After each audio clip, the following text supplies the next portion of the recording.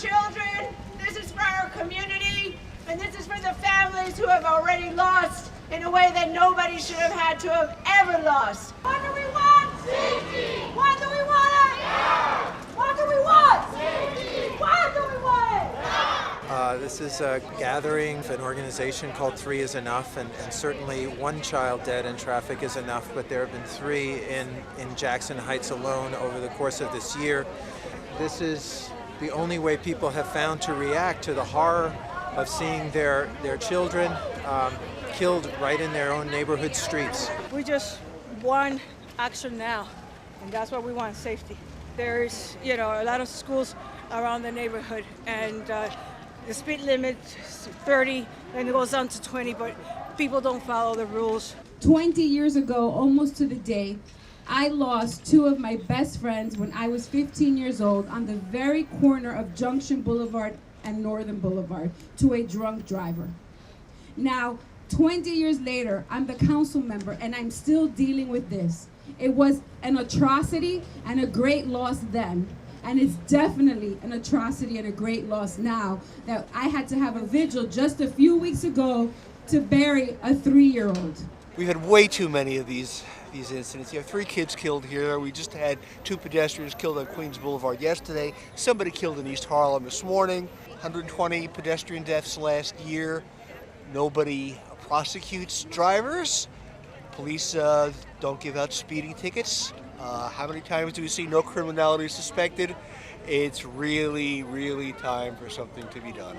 A month ago, a driver was turning left through a crosswalk and hit and killed our daughter, Allie. Allie was behaving exactly the way you would want your own 3-year-old to while crossing the street, in the crosswalk, with the green light, hand in hand with Grandma.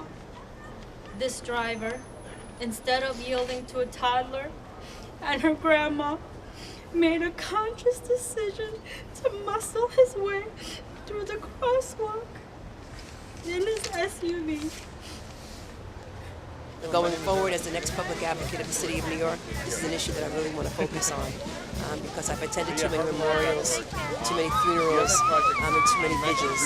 And it's time that cars just simply slow down. What do we want? Safe streets. When do we want it? Now. What do we want? Safe streets. When do we want it? Now. Time again, we see cars taking this sharp turn at very high speeds without taking into consideration the pedestrians that are crossing by. Up in Albany, I was very proud to sponsor a speed camera legislation that now they're going to put pilot programs throughout the city of New York. And that is something that is needed throughout New York City. We just read about 2 people that were killed yesterday on Broadway. This is never ending, and we need to take action now.